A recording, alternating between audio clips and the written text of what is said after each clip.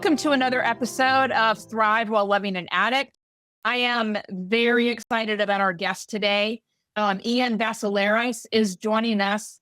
I met him 3 weeks ago, and he was presenting to a group of Vistage chairs, which Vistage chairs run peer advisory groups. They are business consultants. They are executive coaches. They touch a lot of lives. And what I was most impressed with, which I had not heard before, which is a topic that touches all of us very deeply, is he did a brilliant job in presenting on shame and then deshaming shame, which I'd never heard that term before. And so we're going to dive deep into what is shame? How does it affect us? How does it capture us? How does it keep us stuck? All the main things that he is an expert at and very well versed in. And so, but I do want to start like we always start, is a little bit of his background story. He is a licensed therapist and a business consultant and coach and does a lot of different things. So what I'm really interested in, Ian, to start with is, how did you get into therapy? Oh, goodness. That's a story. So the story actually probably begins in third grade. Okay. Okay. Yeah. So I'm 51. So, when I was in third grade, long time ago, and in my elementary school, they had like the intelligent class. Like I got my IQ tested, whatever. And so I was bright. I was considered gifted. So it was the gifted class. And we did a lot of activities. I remember this to this day. I still remember this, that they had a picture for us to fill in of two people talking. And they said, what would you like two people talking about you to say? And I remember, and in third grade, I thought, what would I like them to say? And I thought, oh, I can trust Ian. Ian has good advice. He can help me with my stuff. Yes, he's really good at helping people and understanding them. Now, understand at the time, I was undiagnosed Asperger's.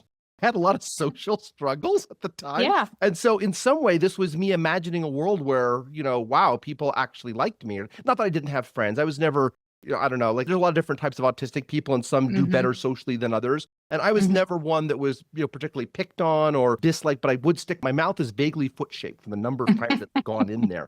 Anyways, but that's kind of like when later in life, right, as I grew up, I thought I want to be an English teacher. So my first year of college, I went and I was studying English. And after the first year, I'm like, I do not want to spend the rest of my life reading and grading papers. I love to read, love reading, right? And I love the language. I'll correct people's grammar. That still happens. But then I went to school and started switch shit like, what I really want to do? And I couldn't figure it out. So I dropped out. I just dropped out of school and I just went and did IT for a while, years. I finally came back to school as 30 and I had figured out I want to be a therapist. And in order to be a therapist, I need to go get a master's degree. I loathe school because I'm autistic and ADHD, so did not do well. When I graduated from high school with a 1.6 GPA. Not my thing, right? Right. I went back to school as an adult, did way better, and I finally got my master's degree, I think when I was like 37 or so. I was deep 30s by the time I got my master's. I had known when I was in third grade that this is where I wanted to be because I asked myself, well, I don't know what I want to do. And I thought, when I pick up a magazine, what articles do I go for? I go straight for the relationship and communication articles. Like I'm always reading about how to have a good marriage and how to have a good relationship and how to help people. Like those are always the articles I just gravitated to. That's how I ended up as a therapist. But in the meantime, I got a lot of IT experience. I'm a techie as well. And I've just done a lot of things. So that's how I ended up in the therapy field. And also 20 years of IT experience kind of woven through all the therapy stuff at the same time. Okay. So taking all of that, then how did shame show up on your radar as an area that you really wanted to delve into and learn more about? So I'm also an Arbinger facilitator. I have been for almost 20 years. In fact, I got my Arbinger facilitator license just a few months after I got my LPC license, right? So this has been a big part of my life. I was very moved by the materials. I require all of my clients to read Leadership and Self-Deception and The Anatomy of Peace, all of them, because they are what I call the lowest common denominator in human relations, okay? Now, the reason why I got into shame is because in the book, The Anatomy of Peace, they talk about seeing people as objects instead of people, and there's 4 different ways of seeing people as objects. You've got the better than box, the worse than box, the I deserve box, and the must be seen as box. And these are just different modes of seeing people as objects, right? Yeah. And so I can easily switch between them. Well, the founding partner of Arbinger, his name is Terry Warner. He wrote a book called Bonds That Make Us Free, which I recommend strongly. It's a Mhm. deep read, but it's really good. Anyways, he had been talking to some of the Arbinger people who then mentioned this to me. He's another therapist that I was friends with. He would go and teach Arbinger stuff. And we were chatting one day and he says, yeah, Terry was there. And almost as an aside, he says, this worse than box, Hmm. like the other three boxes, the better than, the must be seen as, and the I deserve, these other three boxes, all of them are just desperate attempts to flee the worse than box. And that Mm. struck me. That struck me really hard because I started thinking, wait, if you solve the worse than box, then you solve all the rest of these manifestations towards others, right? Yeah. And to jump ahead just a wee bit, if you remember, I told you during the Vistage Chair training, there is no such thing as a superiority complex. It does not exist. There's only overcompensating inferiority complexes. This came from that. And so when I Mhm. started looking at this worse than box, I started thinking about, like, what is the worse than box? And that's when I really started studying. And this is long before Brene Brown started writing her stuff about shame. And so Mhm. I've never actually read any of her books. I specifically avoided them because I'm like, I'm teaching a lot of the same stuff. I don't want to, like, she's great. I've ran into quotes and stuff, but I started researching the worse than box and stumbled on shame and I wrote a 15-page kind of article that I never really published. It was more for kind of my own reference and personally, I still have it somewhere. But I really started working on this and understanding the concept of shame. And what I realized is that I like Arbinger, I said, because it's the lowest common denominator in human relations. But the lowest common denominator of all of that is shame, understanding shame. Because as an IT guy, we learned very quickly that you don't mess around with symptoms. I mean, you have to go fix the symptoms. But if I'm just fixing symptoms all day, I'm just going to keep fixing symptoms. You go Right. for the root cause analysis. You want to find the core. Where does it all come from? Right. Right. And Right. and so, I mean, I've got that training. I've been doing it for years, is this root cause analysis, and added that I'm autistic, really good with patterns. Like that's one of the things I do really well is patterns. And so what I found is there's this repeating pattern of shame across all of our people problems. Right. And this is on, Yes. as a therapist, this is as a business leader, you see this in business. Mhm. There's very Absolutely. few problems that don't come back to people. If a server breaks, Mhm. that's not a people problem, but the guy fixing the server, you now have a person that you're dealing with, right? So Mhm. I would say 98 to 99% of all problems in business and in life are related to people. Okay. Yes. And so when we have these types of problems, you find shame at the root of all of it. So I Mhm. have found in my practice, as I focused on shame and really understood it and then how to counter it properly, it Mhm. dissolves so many problems. Now, there's a really important caveat I have to put in here. And we were talking about this briefly before we Mhm. started the recording, is that when you mess with the Mhm. body, if you want to completely screw up someone's ability to think for themselves, you do something to their chemicals. Okay. Yeah. That it trumps everything, right? I'm sure you're familiar with the movie Taken, with Liam Neeson. Her Mhm. friend was captured and was forcibly injected with drugs. I forget if it was heroin or whatever it was. She Yeah. didn't have a choice. She was forced to become an addict because the drugs overrode her neurological pathways, right? Right. So this is the caveat to everything I'm about to say or anything we talk about is Mhm. that if you have an emotion like depression or something, and it's chemically based, like you've got a broken gland, or maybe you're gluten sensitive and you eat gluten and bam, you just bottom out, which, I know people that happens to. It's not shame based, that's physiological. And Mhm. all the shame solutions in the world will not solve that Mhm. problem. You have Right. to have a physiological solution to a physiological problem. So I want to make sure that's clear because some people say, oh, well, I've got chemical anxiety. And it's, of course, yeah, like this is not based for that stuff. Right. Mhm. But we're talking about your heart, mind, soul kind of thing. That's where shame sits, is in that space. It does not sit in the physical space. I might have bipolar and feel ashamed about having bipolar, right? I Mhm. can do that. I can respond to the physiological stuff with shame, but shame does not come directly from the physiological. All those emotions are chemical based or something else. Anyways, I just Right. want to make sure that's a caveat because anything I say, I've had people kind of push back and I've had to clarify that in the past. So I want to make sure that's right out of the gate. It's like physiological problems are separate from what I call the mental, emotional, and existential struggles. Okay, great. I appreciate the distinction. And so let's tie shame to, because our audience is, a lot of us deal with shame. We're ashamed of our loved one that is dealing with substance use disorder or Hmm. addictions Hmm. of all kinds. We're ashamed of our role in all of that. I think it's the number one thing that keeps loved ones isolated up and not talking. about it. It's so to be able to free ourselves, how can you bring shame to the conversation of someone like myself who has a son, or even like my son? He's really just recently, after 2.5 years of being clean and sober, owned that he has dropped his own shame. And so shame keeps us captive and hostage. All right. So in order to understand how to combat shame, you have to understand it. Okay. So let's get really clear as to what shame is. To understand shame, we need to understand its counterpart, guilt. Now, another caveat out of the gate. Okay. These are semantics, and other people are free to use. In fact, I was just chatting with another therapist friend of mine about this, and he says, yeah, I use shame a little differently. I'm like, totally fine. Your definition's great. But when I'm talking about shame, this is what I mean. So I want to be careful. I'm not giving you a definitive description. I'm describing a process, a concept. And if you have a different word for it, cool, right? But just for ease of conversation, these are the words I'm using for these things. Guilt and shame, okay? But people are free to, anyways, it's a semantics thing. But in my semantics world, this is what it means, okay? So guilt, most people are born with the ability to feel guilt, okay? So we all have this thing called integrity, right? Integrity is our desire to live on the outside, have our outside actions match our internal values, okay? And people have varying levels of integrity, right? But we all have some level, it's somewhere in there.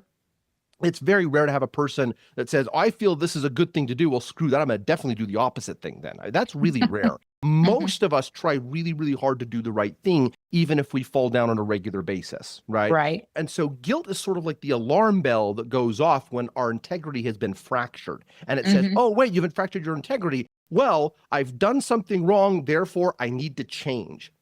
Guilt is focused on behavior. That's its whole focus. And you notice the implication with integrity is that it says, hey, this has fractured your integrity. You're better than this. Like, go be better, go improve yourself. And so guilt strengthens our character. It makes us better. I could argue that guilt is one of your best friends in the whole world.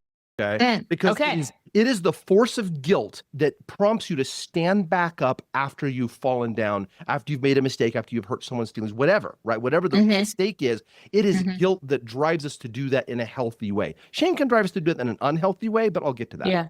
Yeah. So it sounds like it's kind of the integrity alarm bell. That is exactly what it is, right? Okay. And I have, in order to talk about shame, I have to explain guilt pretty well, right? So where guilt is this internal alarm bell, it's highly informed by like family, society, etc. Like you might know this in the Middle East, it's horrifically insulting to show the sole of your foot to somebody else, right? It's like, I walk on the dirt, I step in dog poop with the bottom of this foot, and so when I show it to you, I'm implying that you're beneath me, you're the type of dog poop or whatever that I step on, okay? We don't have that over here. So if I'm over here and I show the sole of my foot to someone because I'm like digging out something out of the body, I don't feel any guilt. But if I lived over there, I was raised over there, and I did that and accidentally did it, I would feel, oh my gosh, I'm so sorry, did not mean to do that. Right. And so guilt is highly informed by the way we were raised, and it can modify over time as we grow up and get more mature. It's like, oh man, I didn't realize I was hurting people when I did this. Now I feel bad in a way I didn't feel bad before, but now I do. Boy, I want to change and get better because I really want people to feel loved from me.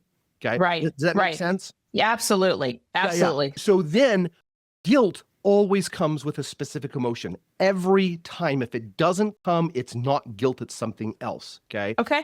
That emotion is hope, all right? What I mean by hope, I'm going to be really concrete about this. Hope is a mechanism by which we look forward to a positively anticipated event. Like, I'm looking forward to this thing, and then I borrow the joy and the happiness I would get from when that event occurs and bring it into me in the current moment, which then that motivates me to be able to move forward. That's the mechanism of hope. We anticipate a future positive event. Okay. So like when I was a kid, I loved Christmas. I'd look forward to Christmas. I'd anticipate. I was hoping it was going to be awesome. And when it was awesome, I'm like, oh, this is great. I was really excited. Right. As an adult, I confess Christmas is more of a boop. Okay. So let's take hope on, because a lot of our audience is in hopefully a hopeful place relative to the people that they love or the person that they love that's dealing with substance use disorder. And so we're hopeful that they're going to get the help that they need, that their suffering is going to stop, Right. that they're going to get their lives back. And we're also hopeful that our suffering is going to stop, that we're going to get our lives back. And so I just kind of lay that out there as a way to connect the dots. And then this is how I'm thinking about this is shame kind of hijacks us. It does. That's exactly right. So we'll get to shame in just a second. I'm almost done with guilt. Okay. Okay. And so hope comes in, and what hope does is no matter what we've done wrong or what we feel bad about, the hope enables us to stand up and move forward. Like I've had clients that have had affairs or had other major serious problems. I mean, I've worked with people who have been abused. I've worked with the abusers, right? Yeah. And the abusers, especially when they wake up and they realize what they've done, you want to talk to someone who's being crushed under shame, right? And so the hope that they can get better is critical. Without that hope, they're not going to stand back up and try. Right. Right. So you get hopeless, you don't try. Okay. Right. Or you try for the wrong reasons and it blows up in your face. That's a separate thing. But anyway, so hope comes with guilt because guilt says, hey, I've done something wrong, therefore I need to change, and I can change and I can be different. And that hope enables us to stand up even in the middle of pain and grief and sorrow that I've done to others, right? Or I've done to myself, and enables me to stand up and move forward. That hope, right? Now, when we've changed the thing that we feel guilty about, what happens to the guilt? It goes away. It served its purpose. Its whole purpose was to realign us with our integrity. And when we've realigned with our integrity, it goes away.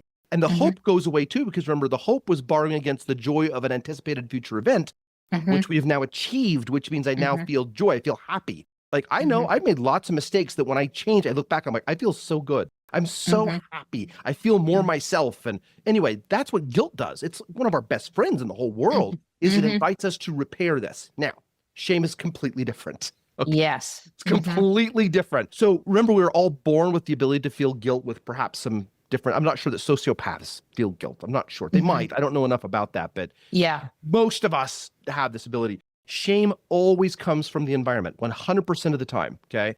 So like, for example, there's two different types of shame from the environment. We'll say explicit shame and implicit shame. I'll explain. Explicit shame is, imagine a father telling his daughter, you're too stupid to go to college.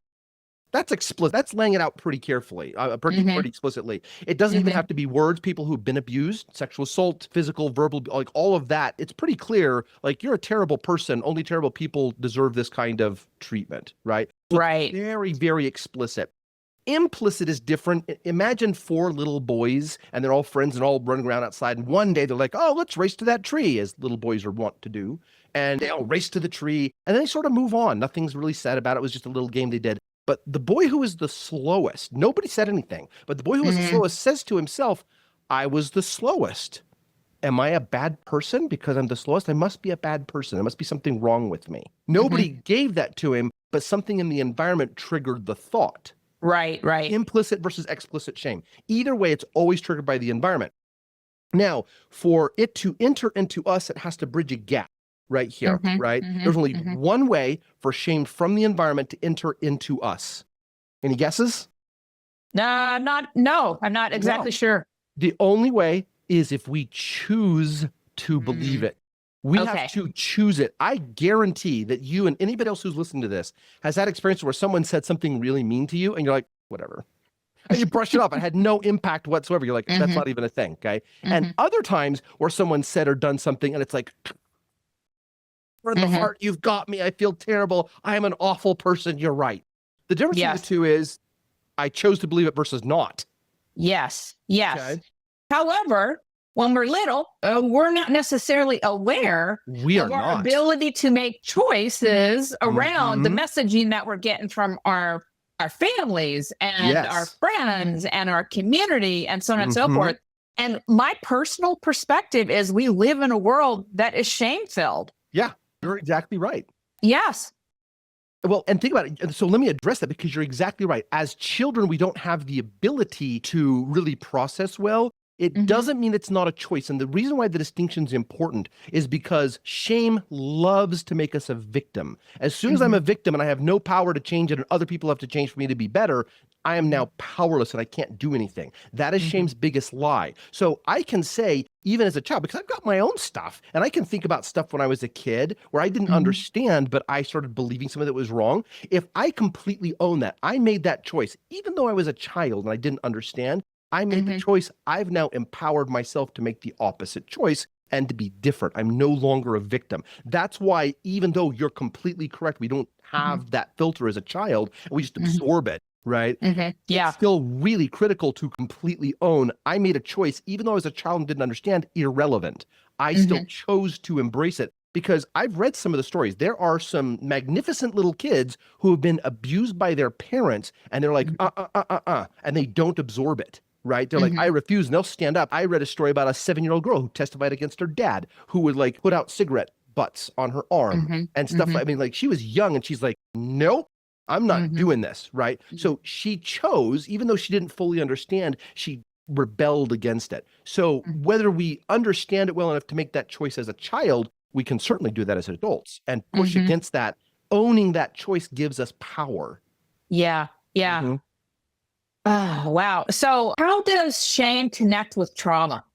Okay, so in order to understand, we have to understand what shame is. Remember, I gave the definition of guilt. Guilt is I've done something wrong, therefore I need to change. It's correcting the fractured integrity, and it strengthens our character, right? So once shame has jumped in and we've chosen to believe it, we hand it a megaphone and a stage, and it starts shouting its message all the time, okay?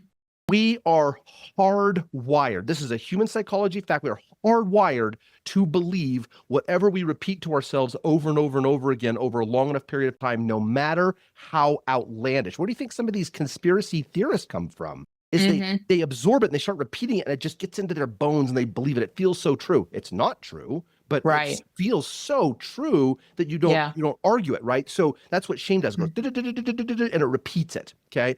So what happens then is that the voice of shame says, I have done something wrong, or I am something wrong. I'm fat, I'm lazy, I'm ugly, I'm stupid, or I'm only deserving abuse, right? Like whatever the message is, therefore I am a terrible / worthless person. It's a character attack. Guilt is a character strengthener.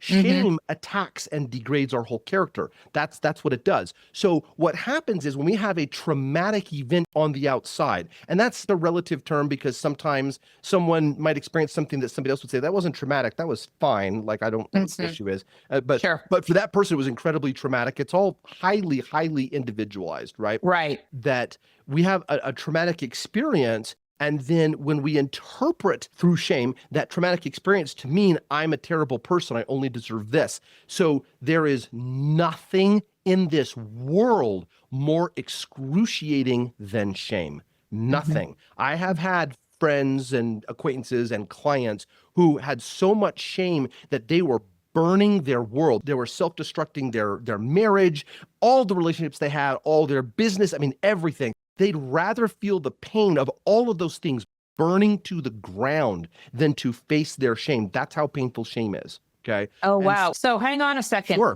Take a breath and say that again. Okay. Because I think that one statement is incredibly powerful for our audience to grab a hold of and understand. Yes, you're exactly right, because you want to know the foundation of addiction.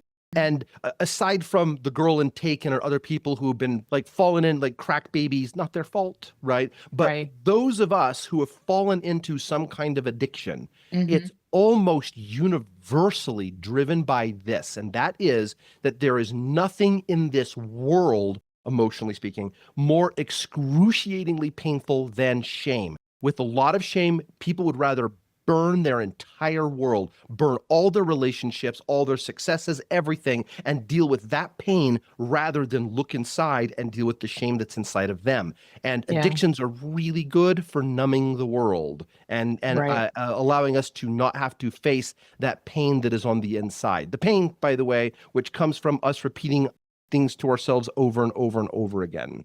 Right. Okay. Does that so make now, sense so far? yes. Absolutely. And I mean, I'm kind of rolling through some of my experiences, and I think generally my psychology for a long time has been to reframe so that it serves me. And I think that's part of, the rewiring is that things show up to serve us so that we can become a better version of ourselves, a more conscious version of ourselves, a more compassionate version of ourselves, and. But what I do want to do is take these understandings, and then how does somebody who is loving someone that's dealing with substance use disorder pierce their own shame? Okay, so the first is you have to recognize the messages of shame, okay? Because like shame will manifest in a million different ways. And I'll go back to my caveat earlier. What I'm about to say next does not include physiological stuff. If you have bipolar, that's not shame-based. I mean, you can be ashamed about your bipolar, but it's not caused by this. 100% of non-physiologically caused stuff of fear, anxiety, rage, not anger or sadness, by the way. Those are not shame-driven. They can be. If they get poisoned with shame, they turn into something else. But they are natural emotions that are not intrinsically shameful. But depression, despair, anxiety, rage, loneliness, by the way, is on there, addictive cravings, suicidal ideation, all of these things, 100% of them have shame at their core. Okay. And I've seen this played out in my office over the almost 20 years that I've been doing this, is that you remove the shame from an emotion because the emotion's real, right? I'm not imagining, it's not an illusion. Like if I get anxious about a social situation, my body's dumping chemicals, my blood flow moves from my brain to my limbs because I'm getting this fight or flight freeze type response. And when the blood leaves my brain, I get dumb and I'm more likely to do something stupid, which is they're going to compound the anxiety, so on and so forth. It's a nasty feedback loop, right? Right. And so what happens is that when I get into that space, like that emotion's real, like I've got real physiological stuff, but the drive underneath it is a lie. Shame tells lies. It never tells the truth, ever. Because the lie of shame says, oh, if this happens, people are going to hate you. Well, what if they do hate you? Okay, if they hate you, it's going to be terrible. It means that you're a failure. You're a disaster of a person. Oh no, other people's behavior can inform your value, because what shame does is attack your value. It attaches your worth as a person to your behavior, your attributes, or somebody else's behavior or attributes. So people who are listening that have addicts as a member of the family, and they're like, oh, I'm ashamed of this. It's telling you that somebody else's behavior has the power to impact your value. That's a lie. It's a lie. It's not true. Okay. Right. But it feels true. And so one of the things we have to do to combat shame is recognize when shame is hitting. Any message that says, like I've got a friend of mine who has struggled, stuff kind of off and on, young guy, and he's got this belief that if he fails at something, then that means that he is worthless as a person and he's useless and he might as well kill himself, because what's the point? Like he gets a lot of active suicide ideation. But how many of us fail? Everybody. Failure is a critical pathway to success. You cannot succeed without failure. End of story. Okay. And so, but when we frame failure in a way that it reflects on our value, instead of just, okay, I failed at something, let me try better, let me iterate and pick up and stand again. If it's a moral failure, guilt kicks in and we're like, okay, let me strengthen my integrity and then try this again until I figure it out, like an addict trying to break free from their addiction. Or like growing a business. Like, I mean, I've been trying to grow a business for years and I've tried, failed, just pick back up, try again, iterate, learn, grow, stretch, right? Failure's not a thing. It's actually something to be embraced. Yes. So you identify these messages of shame, like if I fail, that means I'm worthless as a person, or no one will ever love me. Right. Or my parents treated me this way. They abused me. Therefore, I'm only worth abuse. Right. And I've had clients who grew up with some abusive stuff. Maybe they were sexually assaulted as a kid or whatever. And then when they got married, they found someone that reflected that. And they typically marry abusive people. Right. Which then reflect that truth because they believe that's all they were worth. Right. Shame messages. This is why I say shame is at the root of all. Because when we attack ourselves with shame, like your value, my value is attached to somebody else's behavior or my own behavior or my quality, right? Like I'm devastatingly handsome, but most people, like I get around other people, it's just, it's like I'm bald, I'm beardy, no better look. But sometimes I see the guys with the long wavy hair and I'm like, oh man, right? Anyways, jokes aside, the point is that if I feel terrible about my physical or mental or emotional attributes or my skill sets, and I beat myself up for not being as good as this other person, whatever, right? Yes. Then I've now turned on myself. I'm growing shame, and where shame is, everything else comes. When you remove shame, you lose the anxiety and the depression and the despair, unless it's physiological. Yes. So one of the things that you did at this retreat that I was at was deshamed shame, Yes. which I've never seen it done before. I've never read about it before. I thought this is brilliant. And Ian, it kind of fits into that category that I think about is our thoughts are not us. And so if we're able to like observe our thoughts, then we are at choice as to what to do with those thoughts. Just like when Sam was in addiction mode, he was not the addict. Right. You know, so separating ourselves from those lies, I think is super important. And by deshaming shame, which if you would speak to that a little bit, that would be just so wonderful. I will. So I'll preface that with the little prerequisite. Remember, what emotion comes with guilt every time? Hope, by definition. What emotion comes with shame every time? Hopelessness, despair, every time. Because if you don't feel that, it's not shame, it's something else, usually guilt, right? That's the distinction between the two. You either feel hopeful or hopeless about something, okay? Wow, so what happens is when we start to recognize our shame and we see it, the first thing that shame does is, oh my gosh, you're a terrible person for feeling like you're a terrible person when you fail. Because shame's entire goal is to tear you down, and it will take any which way, anything to do to go at you for doing that. Okay. Right. If I feel ashamed for behavior A and I change behavior A, the shame doesn't go away. The guilt will go away because guilt's like, I've done my job. You've repaired your integrity. You're good. But shame doesn't. It's like, oh, well, let me attack you in a different way. Right. It'll keep at you. And so what happens is we have these shame messages and everything that come up. So the exercise that I had the chairs do, and they had a kind of a foursquare where we talked about the two modes of when I get into shame, I get into two modes, retreat or attack. Okay. And then I have an internal dialogue, an internal set of feelings, and then an external manifestation, body language and tone of voice and language. And it was a foursquare, and I had them fill out. I showed them I call it the shame signature. I showed them my shame signature. I'm like, I cannot ask these people to fill this out without being just as open. So I filled out my shame signature and said, this is what I do, right? And my wife will testify like, oh yeah, he does all those things. And so, so we get into either retreat or attack. And we have different ways of handling this shame. But then after you fill it out, there's a 100% chance that at least some people in the room, having filled that out, were feeling like, man, I feel awful. Like I do this and I see the impact that I'm having on others and I just feel really terrible. You're now getting shame about your shame. Okay. Right. But guess what? Shame is a universal human experience. Do you have a pulse? If you have a pulse, you're going to experience shame. Is it fine? Sure. I don't want it to stick around. I want to combat it and get rid of it. Dissolve, right. But it's okay. So then what I had everybody do is I had everybody pair up and share their shame signature with everybody else. So Kale, you tell me, when you shared your shame signature with whoever you were paired up with, how did it feel? Oh, for one thing, I've done so much work that I was like, oh, this is brilliant. Here I am. And so I would say I just loved being able to understand how it showed up for me and then also how it showed up for my partner. And so to be able to understand that about myself was really illuminating. And then I also thought, okay, well, shame is a thing over here and it's not who I am. And so now I understand how my behavior shows up when I am entertaining the notion of being shameful. Well, so it was freeing.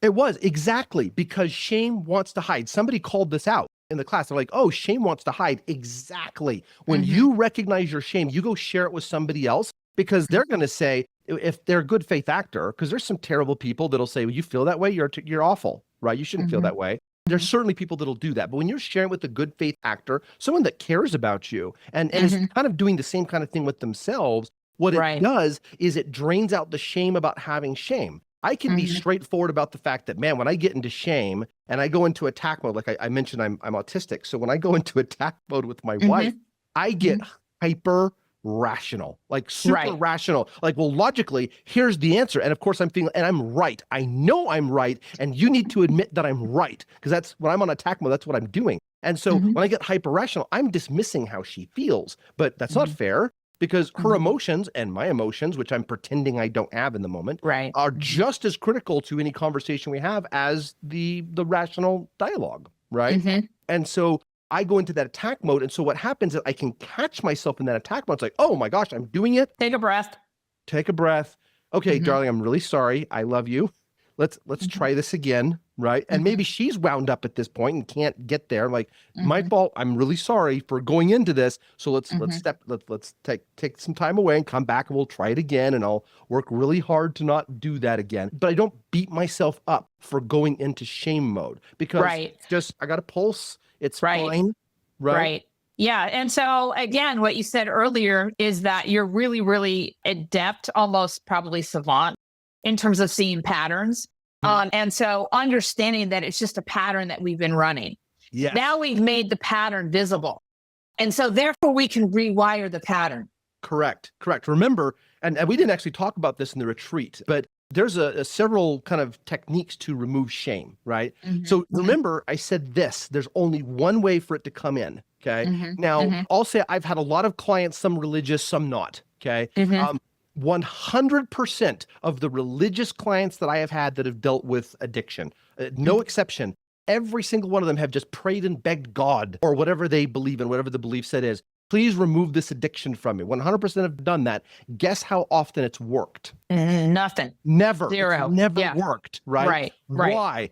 I'm not getting into discussions of whether there's a God or not, right? We're talking about Mhm. psychology here. On a psychological basis, it's Mhm. because no external force, whether it's God or somebody else, can force somebody else to change something that they've chosen, right? Mhm. I chose to believe the shame that then created the need for addiction. I feel so Mhm. terrible about myself. I'm in so much pain. I need to start shooting up. Or I need to look at porn. Or I need to go gamble. I mean, nobody ever gets addicted to eating lettuce. Have you noticed that? Anyways, it's only fun things. Right. It's Right. stuff that brings a lot of pleasure and joy. Like lettuce is not intrinsic. Momentarily. Yeah, Mhm. yeah. But anyway, so you go into an addiction because then that flood of the chemicals can then bring down the I feel terrible about myself. It's temporary, right? But then it creates this nasty Loop. loop. Yeah, it's a negative feedback loop. It just kind of feeds into itself over and over again. And so what happens is if you want to combat shame, the first thing you do is you recognize what are my unique shame dialogues. What do I tell myself, right? Right. I'm not good enough, or I can't handle this. This is too painful. That's a lie too. It's not true. Mhm. Okay. Mhm. Because Mhm. if you chose to handle it, it might be painful, but I can work through it. Right. Right. Like Yes. pain is not bad. It's just painful. And when you have this belief that all pain is bad, then if I'm feeling pain, I have to avoid it at all costs. That's gonna kill you, right? Mhm. And so Mhm. sometimes literally. And so what happens when we're dealing with addiction, you start identifying, well, what are the patterns that drove the addiction in the first place? Okay. Right. Again, separating from crack babies and those that have a physiological thing that came outside of their choice, right? But Mhm. those of us that chose to go into that space, what drove us there in the first place? Right. And we Mhm. identified these shame dialogues and then we Mhm. counter them. Okay. Mhm. Because Mhm. it's a lie. I invited it in and I can't change the addiction, not on a deep level, until I say that's a lie and I'm ready to kick you out. Right, right. And then the rewiring begins. So when we were talking about this a little earlier, what I was thinking about was kind of the shame monster, like huge shame monster. And over the periods of years, decades, the monster's gotten littler and littler and littler and littler because I've changed the dialogue. Yes. And Yes. so it doesn't mean that it doesn't show up. It just means it's much tinier now. Mm-hmm. And I'm kind of like, oh, there you are again. Yeah, there you are. Time to kick you out. I don't really want to have you around, right? Mhm. So yeah, you're exactly right. That's what happens. Over time, we'll get this more and more. Now, to nuance things, we'll recognize, oh my gosh, I've got all the shame in this area, and I work on it, it's down, down, down, down, down. But then later I find out, oh my gosh, I've got all the shame in this other area that I didn't even notice. And it's spiking up because I can tell because look how angry I get with my spouse or my child or whatever in this circumstance. And that Mhm. anger is a red flag saying, you got shame here, time to go look at it. Because remember, all of these emotions, if they're not driven physiologically, are created by shame, 100% of them. So you Right. remove the shame that drives the emotion and the emotions dissolve. I mean, just as a very dramatic example, I had a young lady come in. I had her as a client for one session and I needed less than one session to help her. Okay. She came in, she had crippling anxiety about dark rooms, right? If she was in a room and she turned off the light, that was fine. But if she walked Yeah. into a dark room or a dark corridor, then it was crippling. It was bad. She was on medication. It wasn't helping. It had been almost a decade. It was growing. And as I dug in and I found out where it came from, like, oh, I see what's going on. So I had something very specific. I helped her sort of de-shame the entire experience. And I'm not joking. In like less than 30 minutes, her anxiety went away. It was that fast. I'm like, that was pretty dramatic. I followed up a week later, like, hey, how's it going? She's like, oh, no, I'm good. I followed up a couple months later. I followed up 12 months later, gone. It was gone as if it had never been there. Anxiety, this huge thing that had been crippling her for almost a decade, was gone in less than 30 minutes because I went after the shame and not the anxiety. I didn't tackle the anxiety. I went after the shame, removed that, and bang, the anxiety was gone. So these negative emotions really helpful for red flags. Like, hey, I've got shame here. And then you dive in and remove the shame, and then the emotion goes with it. It's like smoke in the wind. Whoa. Okay. Yeah. Well, so we could talk for the rest of the day, but Good. yeah, I like to talk. Well, and I mean, obviously, in the world of addiction and the world of loving someone who is dealing with substance use disorder and all of the other addictions that we're kind of steeped in, is what I'm hearing you say is all of that is informed at a root by shame. Yes. And so please, those of you who are listening to this conversation, understand that how you are approaching your own experience with the ones that you love that are dealing with substance use disorder, and how you are approaching not only yourself, but them. Start paying attention to what's going on behaviorally, what's going on, how are you thinking, what's going on emotionally. More than likely, it's rooted in shame. Yep. So let me actually pull all of this together and address this specific topic, right? Great. So two people, well, maybe three types of people listening to this. One, I'm curious and I don't really have an addiction, or other people that have serious addictions and I'm just interested in the topic. Two is I'm addicted. Three is I've got an addict in my family or loved one that I'm dealing with. Okay. Right. So we'll set the number one aside, right? I'm sure curious. This is great. I'm sure this is great information. But for those people that are dealing with addiction or addiction in their family, you start with, how do I feel about myself? Universally, I've never met an addict that didn't have a ton of shame about the addiction. So the addiction creates its own shame, but then you dig underneath and had some other shame that they were trying to avoid in the first place, which is why they got into the addiction. Okay. Right. I have never seen anybody get free of an addiction without dealing with the shame behind the addiction first. Like I've seen people, I've done really well, and then they relapse. And then they fall back into long relapses. It's because the core shame was never dealt with, okay? And you have to look at yourself. Look, you, and let me speak to the addicts directly. You as an addict are of incredible value. It doesn't matter. It doesn't matter that you have fallen into an addiction. You have incredible value. You have so much to bring, so much to teach, so much to learn. You're a person. And as a person, you have, I will say, infinite value, all right? Because you are a person, you're a human being, and you are deserving of love. You are deserving of success. These are things, now it doesn't feel true when I say this. It doesn't make it not true, by the way, but it won't feel true because you're saying, no, but look at all the things I've done. I've done really terrible things. And people have done really terrible things, right? Yes. But those terrible things do not define you. They don't define you. They're not everything you are. Okay. Right. You are still a person of value. And if that was true, that who you are defined, then nobody would ever change. We'd all be stuck forever because all of us had made terrible mistakes. And then we just never crawl out of that hole because no. You embrace guilt. Like, I feel bad for what I've done, but I'm better than this. I'm going to climb out of this pit. Okay. So that's the first thing. You are of value. Your addiction does not define you. It doesn't. It never has. Okay. And any voice telling you that it is a liar. It is a liar. That is shame, and it's trying to destroy you. Don't believe it. Okay.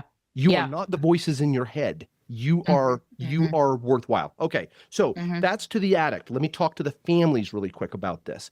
Right. When you're struggling, you might look at yourself, well, this is my fault. Maybe it is. Maybe you did or said something that directly brought, I've read about parents who, oh, it's fine. Let them have a drink when they're young. And that drink started them off on a route of alcoholism. That's possible. Okay. Right. But guess what? Whether you were directly engaged, maybe you were more abusive than you thought you were, and that all of that aside, okay, your mistakes, real or perceived, don't change your value either. They don't. You are of infinite value and you can help them, but you can only help them when you put your own mask on first. You have to put in the airline, put on your oxygen mask first. You can help other people.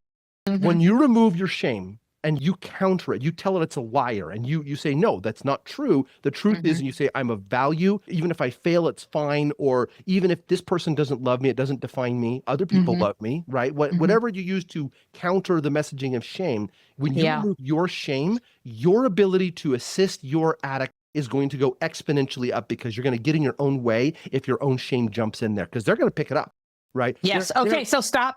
Oh, yes. Yes. Because this is mission critical. I mean, this is why I do this podcast, is because I was not willing to have shame capture me and keep me stuck in the lies that you're speaking to. And so this podcast is one of maybe 3, because most people are captured by their shame and no more.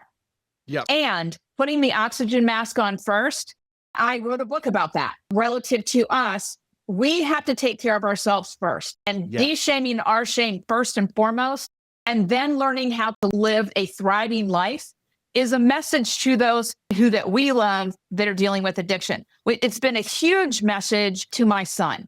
And so we could talk for quite a while, and that's where I want to stop today, because I want our audience to understand that it is mission critical for you to de-shame your shame, and it is mission critical for you to take care of yourselves so that you are thriving as an example for the person that you love that's dealing with substance use disorder. It is okay if you have shame. We're human. We all have it. You remove the shame about the shame, and you can shrug and say, oh, that's what I do. I'm like, oh, there's Ian getting hyper rational and causing problems with his wife. Okay, sorry, darling. Let's try this again. I don't beat myself up for it. It sneaks in sometimes. You shame the shame, and you're more able to help those around you. Yes. So this has just been, I think, one of the most brilliant conversations in some ways that we've had to get at this thing that has so many people hijacked. So what I want is for you to tell our audience, like, how do they get a hold of you? What if they go, oh, lights, light, and bells, ding, and da-da-da-da-da, and I got to do something about this shame. How do they get a hold of you? The best way to get a hold of me, I do have a LinkedIn profile. I don't follow LinkedIn. I'm just not a social media guy, guys. Sorry. I just don't do it. My website is currently down because I'm restructuring it completely. So right now, the best way to get a hold of me is my email address. I make sure Kale has that and she'll put it in the podcast. It's ian@learnmoveheal.com. That's my email address, and that's my process. I teach, then I help you get traction with the education, and then we heal. Healing comes last. Doesn't come first, but that's the best way to reach me is via email. And I watch my email pretty closely, and I'll get back usually within 24 hours. Fantastic. So, well, I just can't tell you how grateful I am that our paths crossed and that we were able to do this today. It's been a delight. I'm passionate about the subject, so I'm glad for the opportunity to discuss it. Absolutely. So those of you who have listened today, what a treat. Listen to it again. Might be helpful. And be sure that you're focused on your thriving. Go forth and thrive. See you next time. Take care.